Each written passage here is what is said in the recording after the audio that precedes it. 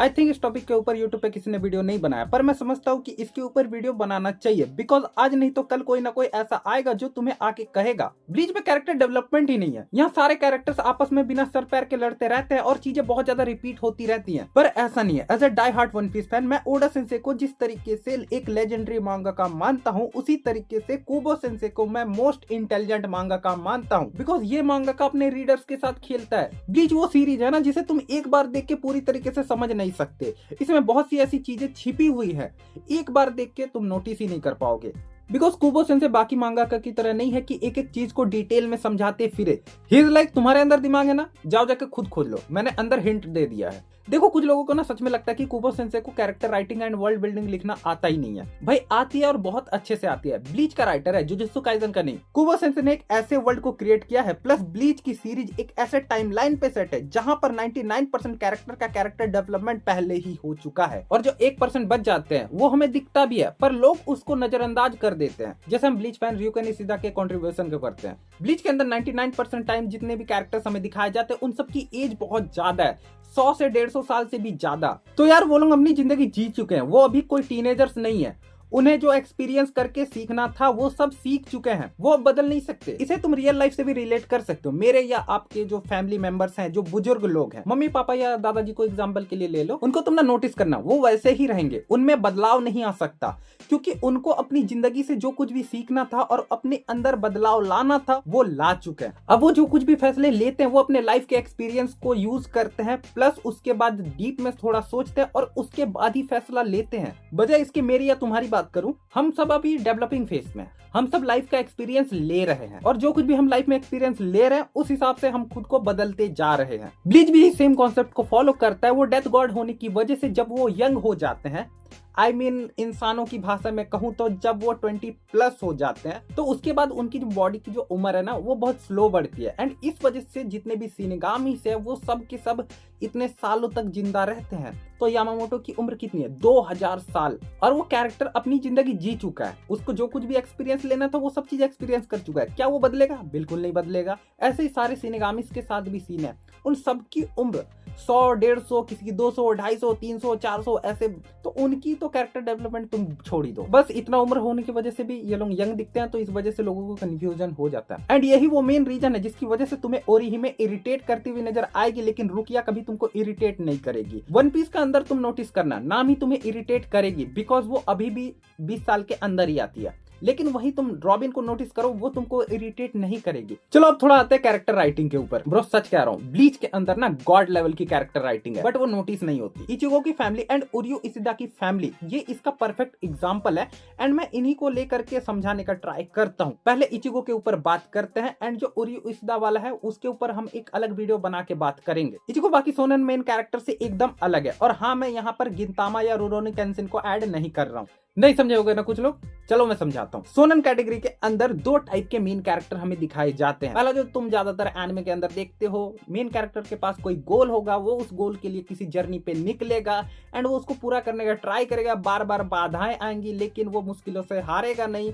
उस जर्नी में उसका साथ देंगे उनके कुछ दोस्त वगैरह, एंड धीरे धीरे उसके कैरेक्टर का कैरेक्टर डेवलपमेंट होता है, एंड उसके बाद धीरे धीरे वो उस गोल को अचीव करता है और कैरेक्टर बड़ा हो जाता है। One Piece, Naruto, Black Clover, My Hero Academia, Demon Slayer, ये सब इन सब के परफेक्ट एग्जांपल है, एंड और भी है।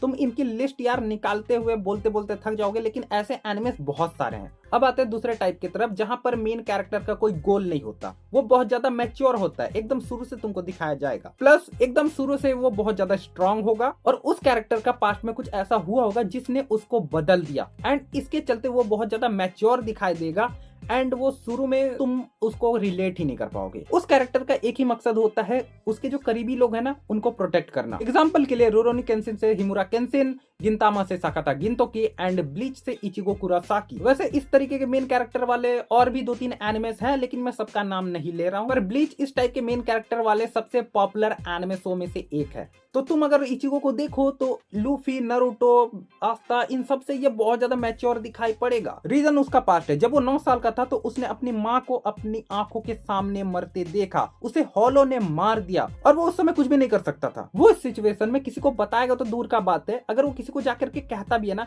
वो लोग उसका यकीन ही नहीं करेंगे। तुम ही जरा सोच करके देखो, अचानक से कोई बच्चा आके कहता है कि उसकी मदर को भूत ने मार दिया, तुम यकीन करोगे? नहीं ना, कोई नहीं करेगा। उसके फादर पे चलते, ईशिन कुरोसाकी, इससे लाचार कैरेक्टर उस सिचुएशन में कोई नहीं हो सकता। ब्लीच का one of the strongest character कुछ नहीं कर सकता था। जब ईशिन कुरोसाकी होलो के हाथों मरने वाला था तब मिसाकी ने उसे बचाया था, एंड जब वो होलो से इन्फेक्टेड हुई, ईशिन कुरोसाकी ने उसके लिए अपने पावर को सेक्रीफाइस किया था। उसने एक तरह से कसम खाया था कि मैं इस लड़की को प्रोटेक्ट करूंगा। एंड इसके बाद मिसाकी एंड ईशिन कुरोसाकी ये दोनों बहुत ज्यादा करीब आने लगे समय के साथ साथ, और फिर आगे जाकर के ये दोनों ने शादी किया। ईशिन कुरोसाकी डॉक्टर बनता है। ये सब बैक स्टोरी तो हमें दिखाया गया है, पर तुम जरा सोचो, ब्लीच का one of the strongest character उसकी वाइफ को एक हॉलो मार देता है। उसको बचाना तो छोड़ो, वो उस समय पर उसका बदला भी नहीं ले सकता। क्या बीती होगी उस पर? ऑब्वियसली बंदा बहुत ज्यादा रोया होगा। इचिगो की बहनों पे आते हैं। इनका भी डेवलपमेंट बहुत जल्दी हुआ। दोनों बहनें बहुत ज्यादा छोटी थी तब उनके मदर की डेथ हो गई थी। यूजो को जरा तुम देखना, वो घर का लगभग सारा काम करती है, खाना बनाना वगैरह ये सब कुछ। कारिन भी बहुत ज्यादा मैच्योर है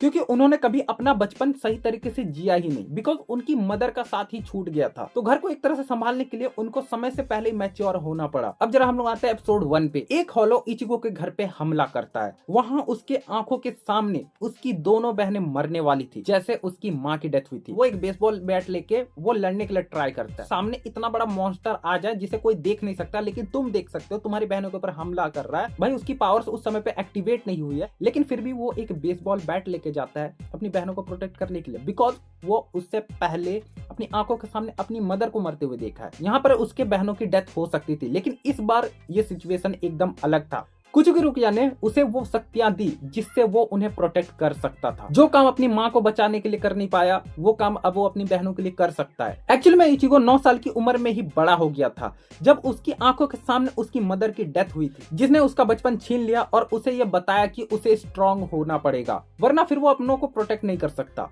पर उसे इतने सालों तक वो चीजें नहीं मिली, वो शक्तियां नहीं मिली जिससे वो अपनों को प्रोटेक्ट कर सकता था। लेकिन एपिसोड 1 के अंदर फाइनली रुकिया वो पावर उसे एक्टिवेट करके देती है। पता लूफी ये चीज कब रियलाइज करता है? जब वो एस को खोता है। नारुतो जब जिराया सेंसे को खोया था, बिकॉज उसके बाद से ये दो कैरेक्टर थोड़े मैच्योर दिखाए गए थे। नारुतो तो एकदम से बदल गया था। लूफी अभी भी थोड़ी बहुत बचकानी हरकतें करता है, बट वो पहले से ज्यादा मैच्योर हो गया है। एंड जो नारुतो है पेन आर्क में एकदम बदला हुआ सा दिखाई देता है, बिकॉज जिराया की डेथ के बाद एकदम पूरा बदल गया। वो उटपटांग हरकतें करना छोड़ देता है। देखो ये मत सोचना कि मैं यहाँ पर लूफी एंड नारुतो को ला करके मैं कैरेक्टर्स को कंपेयर कर रहा हूँ, ऐसा बिल्कुल भी नहीं है। मैं ये तुम्हें समझाने के लिए एग्जाम्पल दे रहा हूँ। सो बेसिकली मेरा कहने का मतलब ये है, कुबो सेंसे को भी ये सारी चीजें आती है, पर वो दिखाते नहीं है। वो नहीं चाहते कि उसका सीरीज देखते हुए कोई आधे घंटे तक डिप्रेशन में चला जाए, एक हफ्ते तक रोना धोना करता फिरे, या फिर उसके किसी कैरेक्टर के ऊपर रील बने जहां पर बैकग्राउंड में इमोशनल म्यूजिक चलता रहे। बिकॉज उनको जो चीज दिखाना है, जो उनका स्टाइल है, वो उस स्टाइल को फॉलो करते हैं। वरना अगर वो इस चीज पे आ जाए तो वो भी लिख सकते हैं। एंड उसके बाद शायद ब्लीच भी 1000 चैप्टर्स की बन जाती, बिकॉज ब्लीच में भी बहुत सारे कैरेक्टर्स हैं जिसका पास्ट अभी तक अच्छे से नहीं दिखाया गया। एक बार कुबो सेंसे को ना उनके क्यूने में एक किसी ने पूछा कि क्या आप कभी अपने विलन्स की बैक स्टोरीज दिखाएंगे? तो वो कहते हैं कि मुझे अपने विलन्स को बैक स्टोरी देना नहीं पसंद। वो विलन है, उसको तुम उसके पास्ट की वजह से पसंद करो, ये मुझे अच्छा नहीं लगता। एंड इसी वजह से हमें ग्रिमजो, उल्क्योरा, आइजन जैसे कैरेक्टर बहुत ज्यादा पसंद आते हैं। खैर मुझे लगता है कि इतना देर बात करना सही रहेगा। एंड अगला वीडियो मैं बनाऊंगा कि आखिर ब्लीच के ऊपर वर्ल्ड बिल्डिंग क्यों नहीं है, प्लस जो ryuken इशिदा वाला जो मामला है, ryuken इशिदा एंड ओरियो इशिदा, ये जो इशिदा फैमिली है, उनके कैरेक्टर राइटिंग एंड डेवलपमेंट के ऊपर भी मैं बात करूंगा, बिकॉज वो भी बहुत कमाल का कुबो सेंसे ने लिखा